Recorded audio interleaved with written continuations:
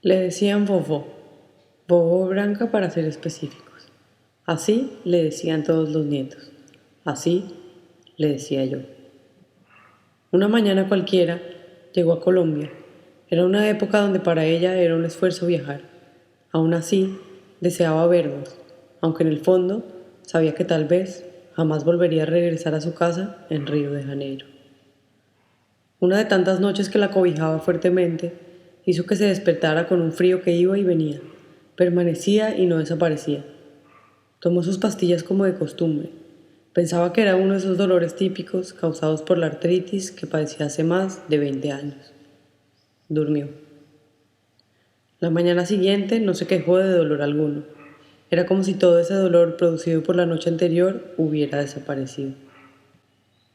Sara, mi madre, preocupada aún por su salud, insistió. Debes vestirte, alista tus cosas, es lo mejor. Mi abuela, quien aseguraba sentirse bien, finalmente aceptó. Se vistió y partió a lo que hoy finalmente es un doloroso recuerdo. Su muerte. Hizo un recorrido corto. Llegó al lugar al que era mejor jamás hubiera entrado. Entró. Se sentó en una de esas cosas. Esos objetos con ruedas que supuestamente sirven para trasladar enfermos muy graves o tal vez inválidos. Pero ella no estaba inválida, y mucho menos era una enferma grave, por lo menos no antes de entrar allí. Desde que su cuerpo tocó aquella silla, mi abuela jamás volvió a ser la misma. Sintió nuevamente aquel frío que la había cobijado la noche anterior. Ya no estaba bien como ella decía.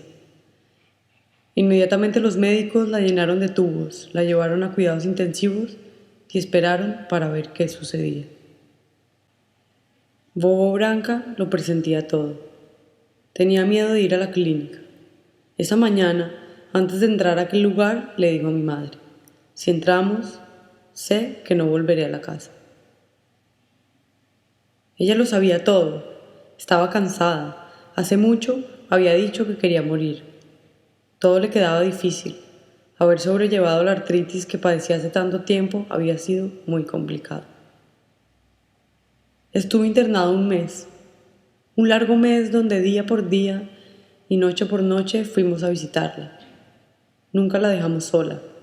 Esperábamos que algún día se recuperara. No fueron días fáciles. Los médicos descubrieron que mi abuela había obtenido un virus en el aire acondicionado que fue complicando su salud y hacía cada vez más graves sus problemas de circulación.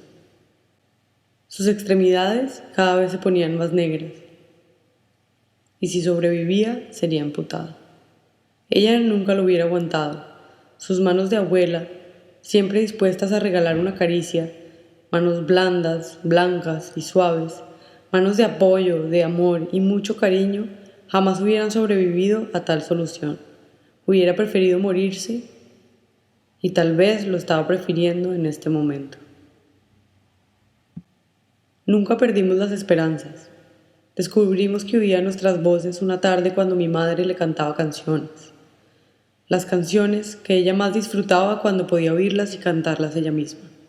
Lloró. En ese momento supimos que siempre nos había estado escuchando y que tal vez lo último que perdería sería el susurrar de nuestras voces. Al cabo de ese mes y en la madrugada, mi padre recibió una llamada. Eran ellos. Querían avisarle que mi abuela se había ido y que ya no se encontraba entre nosotros. La cortisona que había tomado durante años había bloqueado todas las posibilidades de medicina que habían tratado de darle. Y fue así, nada más así, que un día dejó de respirar. Yo era apenas una niña de 12 años muy pequeña para entender lo que sucedía. Nadie era capaz de explicarme que aquella mujer a la que tanto había querido se había ido y ya no se encontraba entre nosotros. Le pedí a mi padre que me esperara, que por favor me dejara verla por última vez. Pero fue imposible, tuvieron que llevársela. Murió exactamente un viernes. Había que enterrarla pronto, antes de que dieran las 5:45, antes de que cayera el sol. Al menos logré llegar al cementerio, aquel lugar que recuerdo con dolor. Era la primera vez que iba. No pensaba en permitirlo, pero yo solo podía sentir dolor. Hice lo que pude y finalmente logré ir. Nunca en la vida había sentido un dolor tan profundo. Cada piedra que caía, cada poco de tierra que tapaba aquel cajón que encerraba a mi abuela en sus adentros, era una lágrima más que caía sobre su tumba y un puñal tras otro que atravesaba mi pecho. Y es que Bobo Branca no era cualquier persona. Bobo Branca era una gran mujer, una gran madre y la mejor de las abuelas.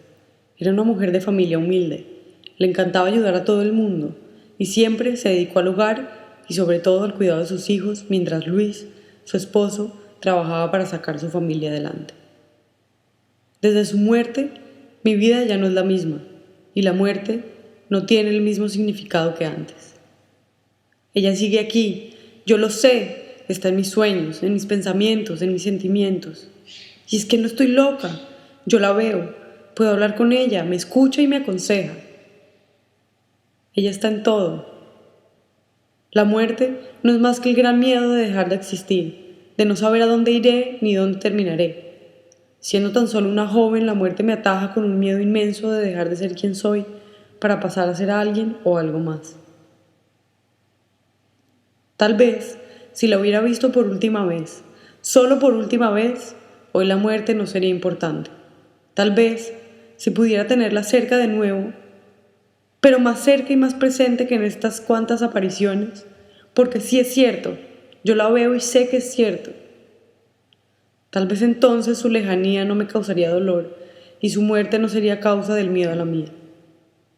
Año tras año, el dolor no disminuye, el dolor crece.